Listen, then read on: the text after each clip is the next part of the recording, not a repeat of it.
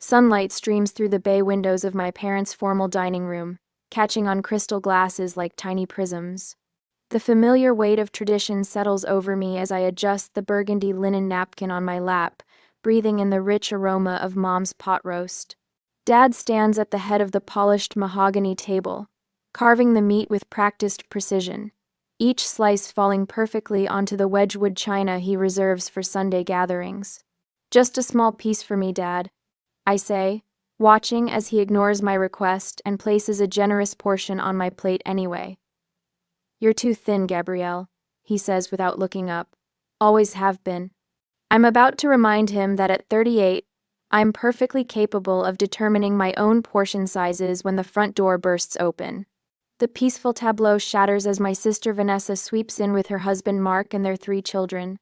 Instantly, the dining room fills with noise, backpacks dropping, children arguing over seats, Mark's heavy footsteps. "Sorry we're late," Vanessa announces without a hint of actual remorse. Her eyes are bright with an unusual excitement that immediately puts me on edge. Traffic was terrible by the outlet mall.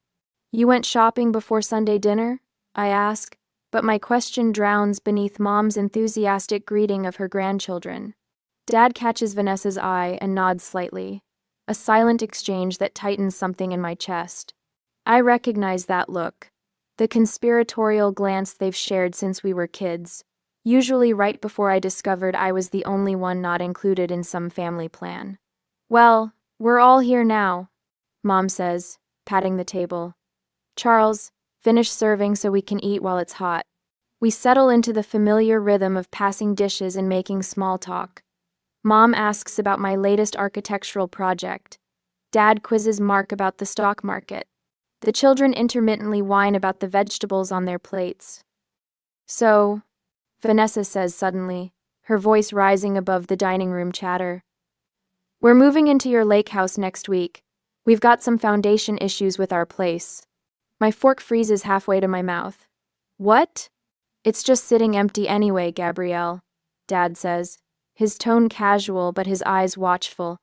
"I get the blue bedroom," Vanessa's oldest son announces, bouncing in his chair. "No fair. Mom said I could have that one," his sister protests. Their argument fades to background noise as realization washes over me. The children have already picked out bedrooms. This wasn't a spontaneous announcement. This was planned, discussed, and decided before I ever sat down at this table. "Your Lakehouse has plenty of room," Mom adds, as if that settles everything, "and they won't be there forever." 6 years. 6 years I've spent restoring that lakeside property. $420,000 to purchase it, plus another $95,000 in critical repairs. I handled the flood damage alone 3 years ago while they were all cruising the Caribbean, spent weeks salvaging hardwood floors and replacing drywall. That house is more than property to me. It's the place I rebuilt myself after my divorce, where I learned to fall asleep without checking locks 3 times, where I finally started breathing again. "Family needs to help family," Vanessa says, her voice taking on the practiced cadence of a speech she's rehearsed. "We'd do the same for you." It would only be for 7 months, until the foundation work is complete," Dad adds. Mark studies his plate, uncomfortable silence speaking volumes about his involvement in this plan. I set my napkin down beside my plate, a quiet gesture that draws everyone's attention. Something shifts inside me, a clarity that feels both surprising and long overdue. "Gabrielle, you're always so particular about your things," Mom says, dismissing my unspoken objection with a wave of her hand. "This is what families do, Gabrielle," Dad adds, his tone sliding into the condescending one he reserves for when he believes someone is being unreasonable. "We help each other." Vanessa's lips curl into an entitled smile that grows as she watches me, sensing another victory in our lifelong pattern. "She has always taken. I have always given. Our parents have always facilitated. Not this time." I reach for my handbag hanging on the chair beside me, extract a crisp manila folder, and place it on the table. "The contractors start Monday next week," I say, opening the folder to reveal renovation contracts and city permits, each page bearing my signature and dates from 3 months ago. It's a complete 9-month renovation. Everything down to the studs. Silence descends over the table, thick and sudden. Dad's knife hovers over the roast. Mom's water glass remains suspended halfway to her lips. Vanessa's smile collapses. I take a slow, deliberate sip of water, surprised by the calm in my hand as I raise the glass. The crystal catches the light, throwing tiny rainbows across the tablecloth, beautiful, sharp-edged prisms that no one else seems to notice. Silence chokes the dining room as I watch realization bloom across my family's faces. The manila folder with renovation contracts sits between us like a loaded gun. Dad's knife remains suspended above the roast, Mom's water glass frozen halfway to her lips. For once, Vanessa's practiced smile has shattered. "You can't be serious," Vanessa finally says, her voice climbing an octave. "We've already given notice at our apartment. Where are we supposed to go?"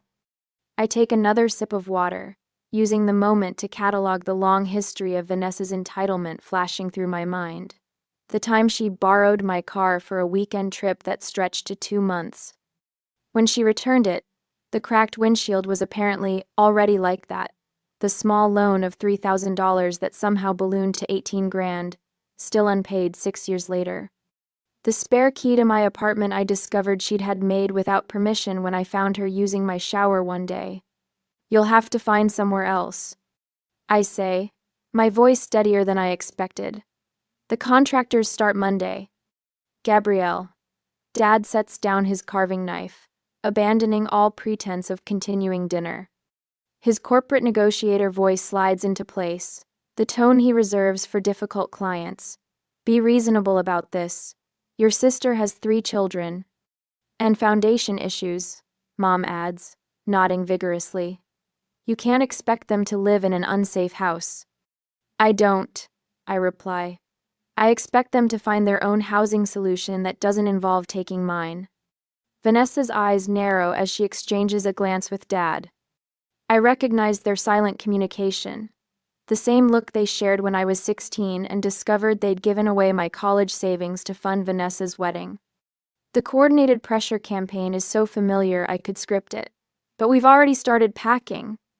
Vanessa's voice shifts from demanding to desperate, right on cue. "The moving truck is scheduled for Monday morning." "This will break your father's heart," Mom whispers, reaching for Dad's hand in theatrical solidarity. My phone buzzes on my lap. A text from Miguel, my contractor. "All materials delivered. We're ready for Monday morning, 7 a.m. sharp." A notification follows.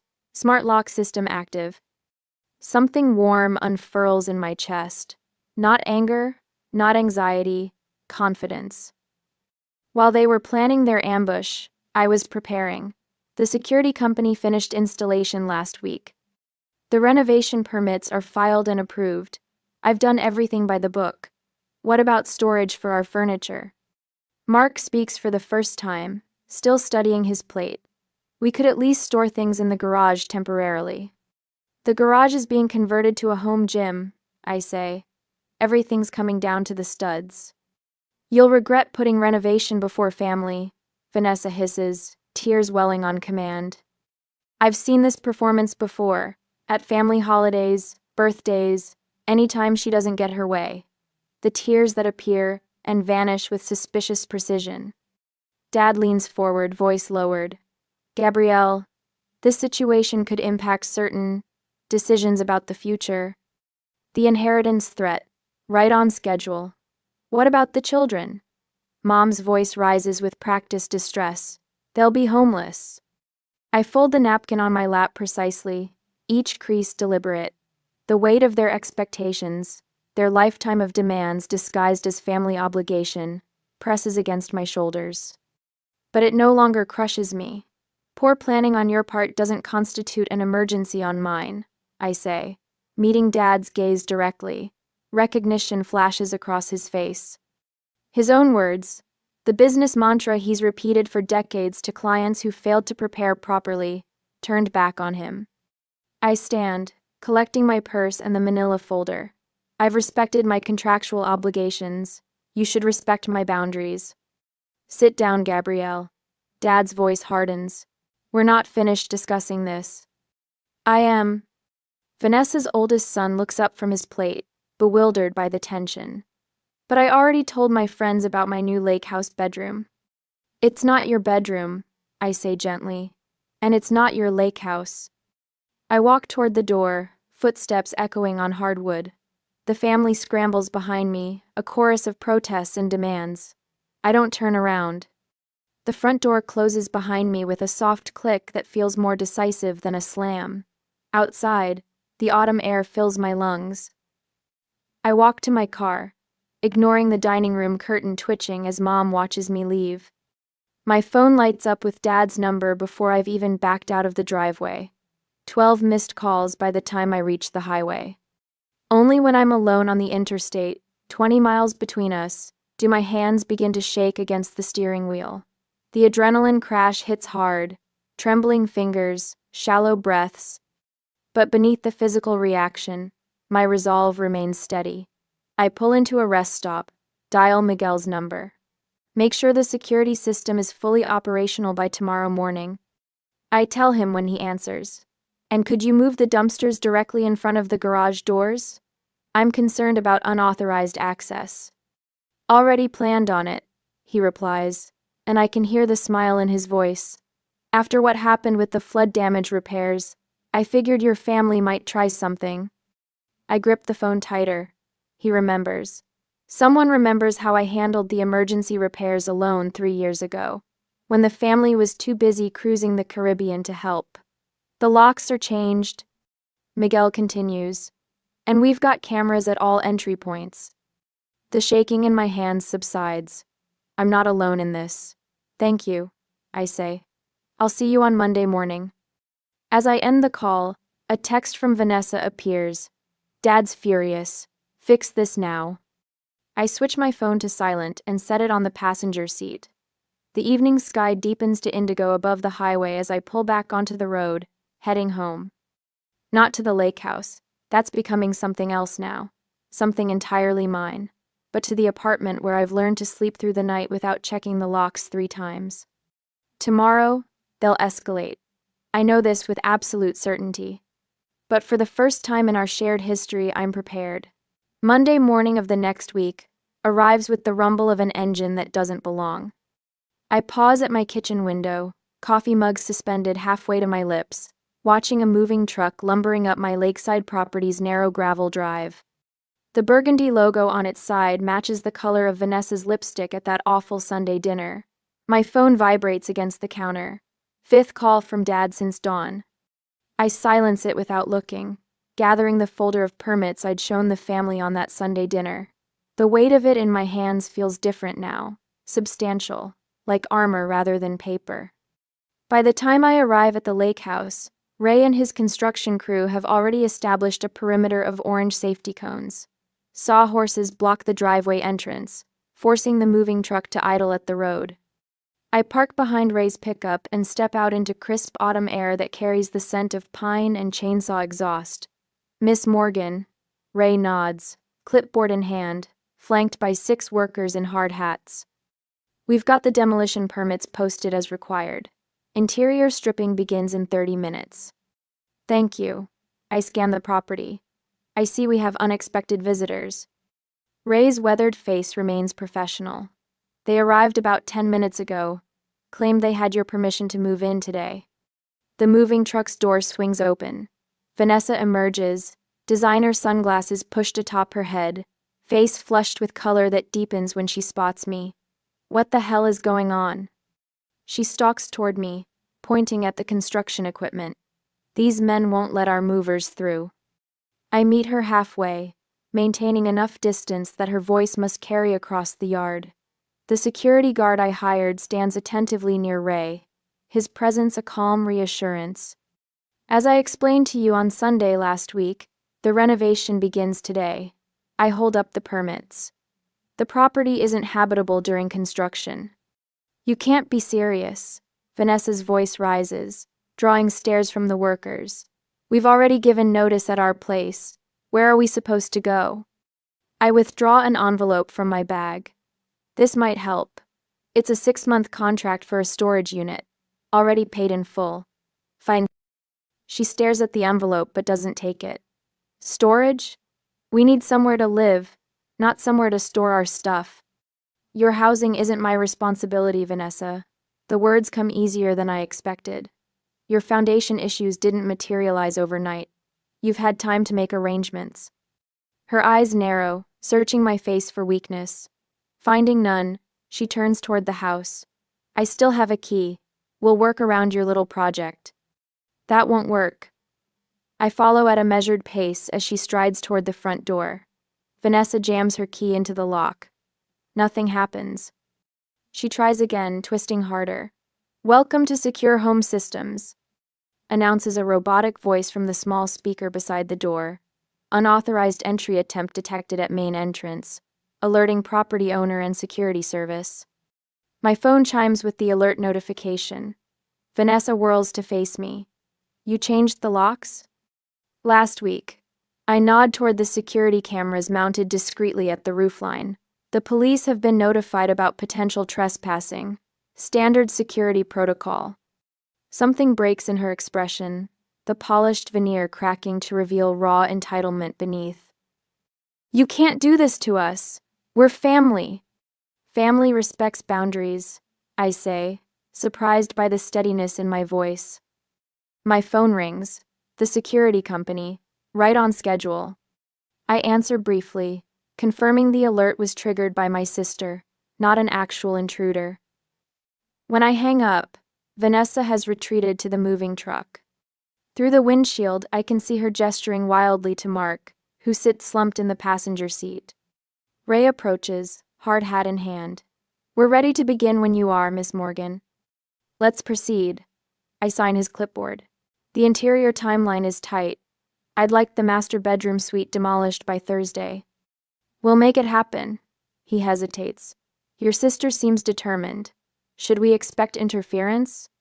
Before I can answer, the moving truck engine roars to life. Instead of turning around, it lurches forward, bypassing the sawhorses by veering onto the lawn.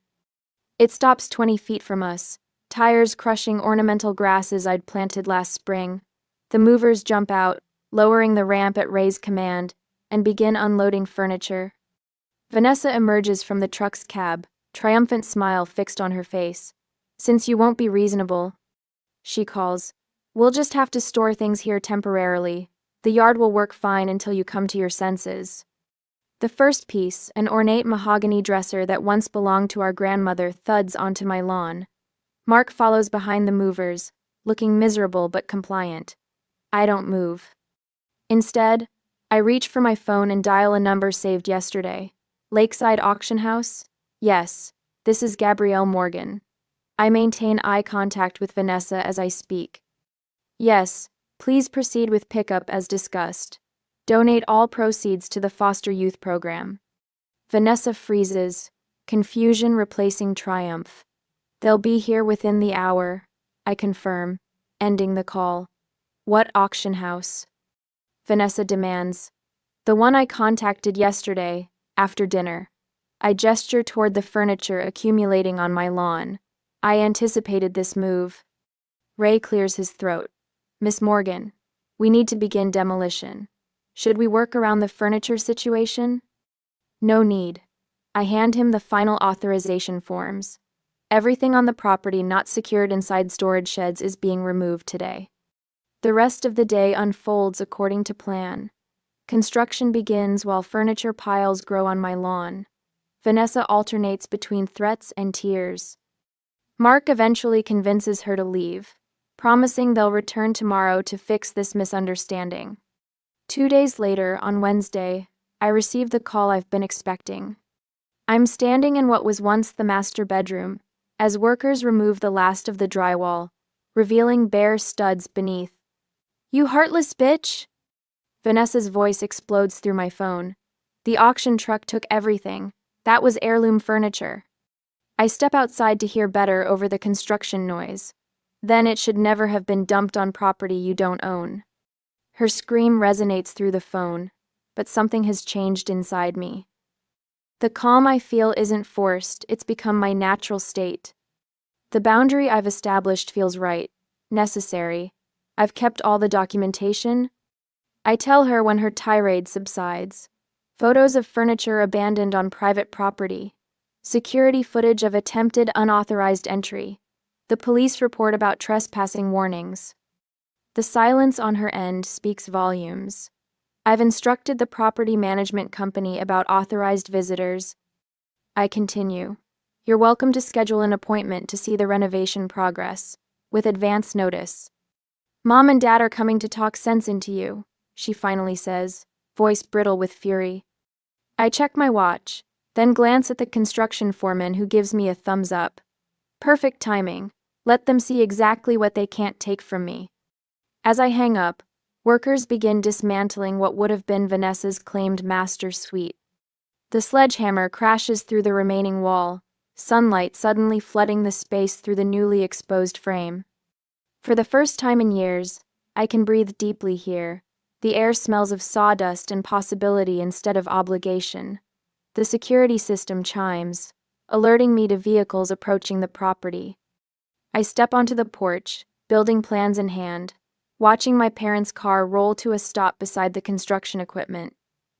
The demolition of the master bedroom walls concludes with perfect dramatic timing. I stand framed in sunlight streaming through bare wooden beams, ready to greet them on my terms. I straighten my hard hat and adjust the protective goggles, a smile playing at the corners of my mouth. Miss Morgan, where do you want the drywall stacked? Calls Rico, the site foreman. Along the east wall, I answer, pointing toward what used to be my grandmother's antique sideboard. Make sure it's covered if it looks like rain. Dad and Mom emerge from the car like cautious explorers stepping onto alien terrain. Dad's face hardens as he takes in the construction equipment scattered across what was once a manicured lawn. Mom's hand flies to her mouth as her eyes scan the property. What have you done? Dad's voice carries across the yard, competitive with the circular saw screaming through lumber nearby. I walk toward them with measured steps, work boots crunching on gravel. I told you, 9-month renovation, everything down to the studs. They follow me through the front door, and their footsteps falter at the threshold of what once was the living room. Exposed beams, gutted fireplace. Subfloor revealed where polished hardwood once gleamed. This is insanity, Mom whispers, her voice barely audible over the contractor's radio playing classic rock. You've destroyed it. I'm rebuilding it, I correct her. My vision, my timeline. Dad surveys the gutted space, his businessman's eyes calculating. Gabrielle, this is excessive. Stop this now and we can still make arrangements for Vanessa's family. I laugh, the sound bouncing off exposed studs. That's not happening. His face darkens with a familiar storm. You've never understood family obligation. I can cut you out of the will entirely. The threat hangs in the air. 6 months ago, it would have wounded me, sent me scrambling to appease him. Now I just nod. You already did, I say calmly, when I refused to co-sign Mark's failed real estate deal last year. Mom gasps. Dad's face drains of color. Vanessa mentioned it during one of her attempts to get money for their down payment. I explain, picking up a set of blueprints from a makeshift table. Said you'd already rewritten the will to protect family assets. Her words, not mine. Mom's eyes fill with tears, the manipulative kind that once would have unraveled my resolve. Gabrielle, please, think of the children. I am, I reply, turning toward Rico. How's the children's reading nook coming along? The built-ins are framed, he answers, nodding toward the far corner. Should look just like your designs. I watch my mother's confusion bloom on her face. For the foster youth program, I explain, the same one that received the $12,000 from the furniture auction. Dad's eyes narrow. Vanessa said you sold family heirlooms. Furniture left on property that wasn't hers, I correct him. The auction house documented everything. Very public process. Mom clutches Dad's arm. Charles, she's made us look terrible. People are talking. I pull out my phone, opening social media to show them Vanessa's deleted posts about her homeless family and the subsequent community response praising my donation. Public shaming doesn't work when people know the truth, I say, returning the phone to my pocket. Dad straightens his shoulders, shifting to negotiation mode. Let's discuss options then. Perhaps we can reach a compromise. I note the change from demands to discussion. Progress, however small. The renovation continues as planned. I reply, gesturing toward a worker carefully removing old family photos from a wall scheduled for demolition tomorrow. But I'm willing to help Vanessa find alternative housing within her budget. Mom's tone shifts from entitled to cautiously respectful. That would be appreciated. My phone buzzes with notifications.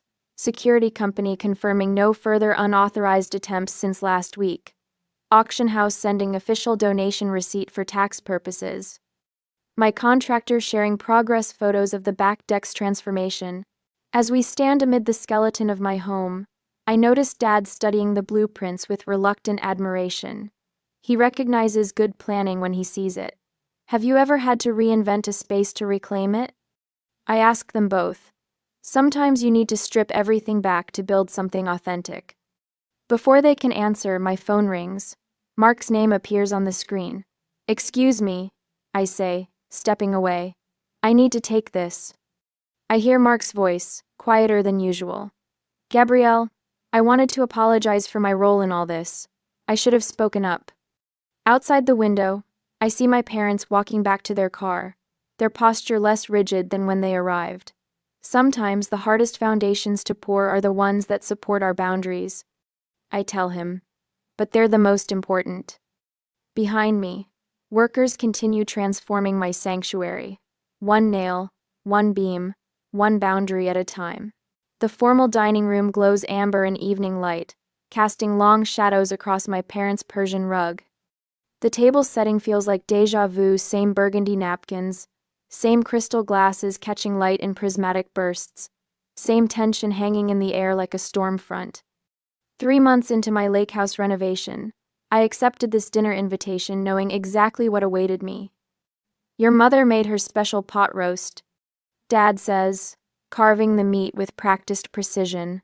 His voice carries the forced casualness of a man about to negotiate a difficult business deal. Just like you always liked. It smells wonderful, Mom. I smooth my napkin across my lap, noting the extra place settings. Are we expecting company? Mom and Dad exchange a glance that I recognize all too well, the silent communication that preceded countless childhood disappointments.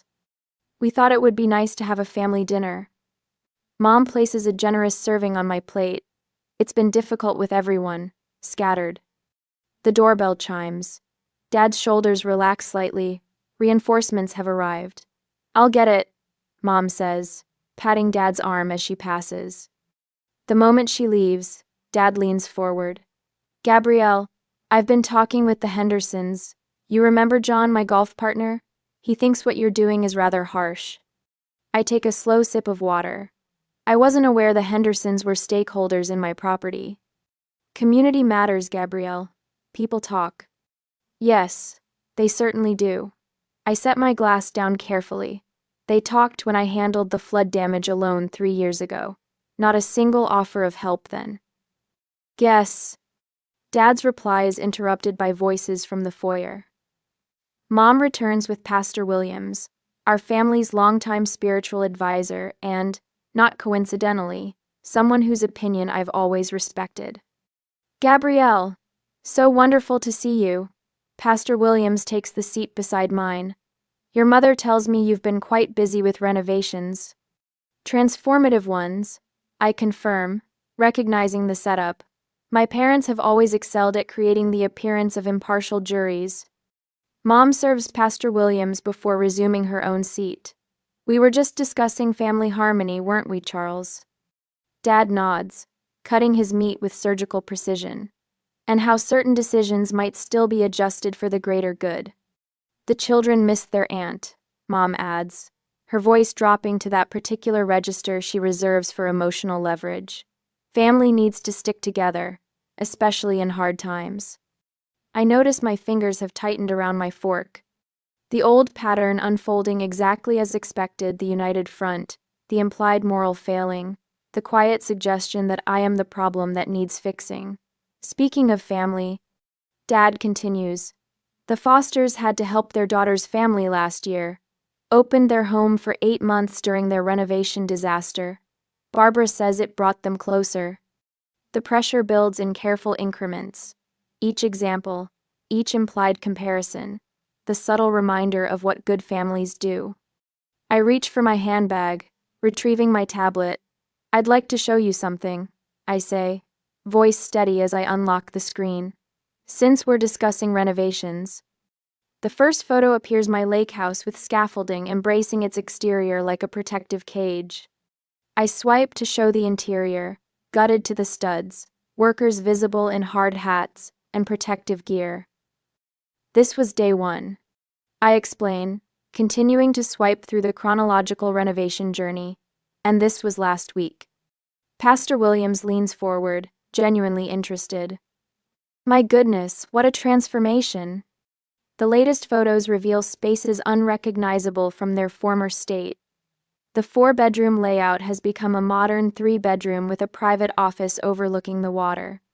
Floor-to-ceiling windows now frame the lake view. Reclaimed oak beams cross vaulted ceilings, matching the custom hardwood floors below. That's the master suite, I explain, showing the room that once featured prominently in Vanessa's plans. The balcony was a structural challenge, but worth every penny for that sunrise view. Mom's fork pauses halfway to her mouth. It's completely different. That was the point. I swiped to a different folder, opening a timeline document. Here's the project schedule, created 5 months ago. And here's the property assessment showing the projected value increase 40% above previous valuation. Dad's expression shifts subtly, the businessman in him recognizing solid investment strategy despite himself. This was never about denying Vanessa, I say, my voice measured as I place the tablet on the table. It was about honoring my own plans.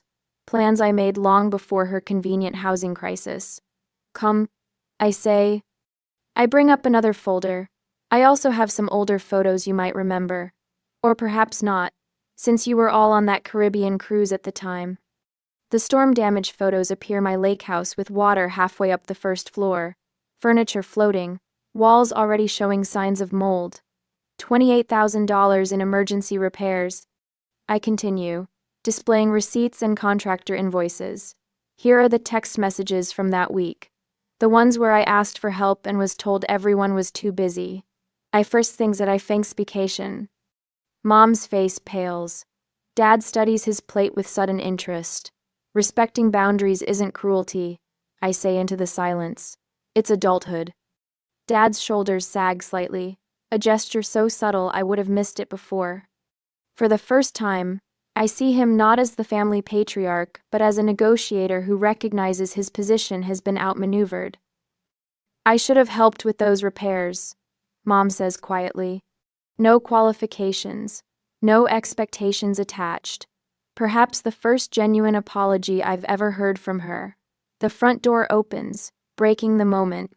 Vanessa sweeps in, cheeks flushed with righteous indignation, clearly expecting to find the usual united front against me. Her stride falters when she observes the tableau, our parents' reflective silence, Pastor Williams' thoughtful expression, my tablet, displaying evidence rather than emotion. What's happening? She asks, confusion replacing confidence.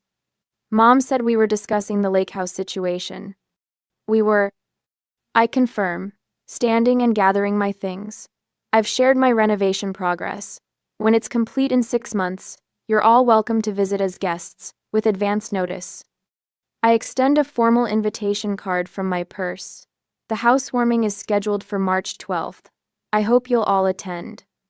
The question hangs unspoken as I walk toward the door. Who will come? And on what terms? I drive away with surprising calm, watching my parents' house recede in the rearview mirror. Ahead, twilight settles over the lake, and I picture my property glowing with construction lights, transformation continuing, regardless of who witnesses its completion. For the first time in my adult life, I feel neither guilt nor obligation, only the quiet certainty that peace doesn't require surrender. Sometimes, it demands a stand. Sunlight dances across the lake, casting diamond reflections on my bedroom ceiling. 6 months have passed since that Sunday dinner ambush, and my Lakehouse transformation is finally complete. I cradle a mug of coffee between my palms, savoring the morning stillness on my balcony. No voices demand my attention. No obligations crowd my thoughts. Just the gentle lapping of water against the dock and birdsong from the old oak tree I refused to remove during construction. Below me, the professional kitchen gleams with copper accents and reclaimed wood countertops. Last weekend, I hosted friends for dinner, serving wine in glasses I selected, not inherited. Laughter echoed through rooms once designated for Vanessa's children. The exercise room occupies what would have been her master suite, my daily reminder that self-care isn't selfish. My phone chimes. A text from Rachel, my contractor-turned-friend. Still can't believe we pulled this off. Best project ever. I smile, remembering her stunned expression when I first outlined my vision. You want to gut a perfectly good house? She'd asked. Now she brings potential clients to see my place with permission. Always permission. The doorbell interrupts my reverie. Through the security camera, I spot my parents standing awkwardly on the porch, Dad shifting his weight between feet, Mom clutching a small plant. Their first visit since the renovation completed. I press the intercom. Come in, I say, unlocking the door remotely. It's open. They enter tentatively, so different from the Sunday dinner where this all began. Dad's eyes widen at the soaring ceilings, Mom's gaze fixed on the dining table positioned exactly where Vanessa once claimed space would be, perfect for the kids' homework.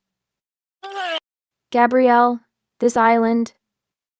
Dad trails off, at a loss for words for perhaps the first time in his life. Remarkable. Mom finishes, setting her piece offering a small jade plant on the side table. Truly remarkable. I serve coffee in handcrafted mugs, watching them catalog changes. Mom lingers by the photo wall images of my hiking trips, architectural projects, and sunset swims. Not a single family portrait among them. This is who I've become, I say simply, answering the question she doesn't ask. Dad nods, his businessman's eye noting the quality of craftsmanship. You've created something remarkable here, he admits, echoing Mom without realizing it. The bittersweet recognition hangs between us, growth that required distance. Later, I host an impromptu gathering. Rachel brings champagne. The security company sends a gift basket with a card reading, "For our most respectful client." The auction house owner stops by, proudly sharing photos of the community center furnished with Vanessa's abandoned heirlooms. The foster youth program director cried when we delivered everything. He tells me. Said it was their first matching furniture set ever. My phone buzzes with a text from Vanessa. I'm sorry about the furniture. Can we talk? I consider her words, composing my response carefully. Dinner next month, bring dessert. No discussion about moving in. The boundary maintains both protection and possibility. After everyone leaves, Dad pauses at the door. Respecting boundaries isn't cruelty, it's adulthood, he says thoughtfully, quoting my words back to me. His acknowledgement feels like the final renovation completed. Evening settles as I walk alone to my dock. The sunset transforms the sky from gold to purple, colors rippling across the water's surface. My reflection appears solid, unwavering against the changing canvas above. Peace doesn't mean giving up boundaries. It means respecting them. And in this sanctuary completed by my own vision, I've found both.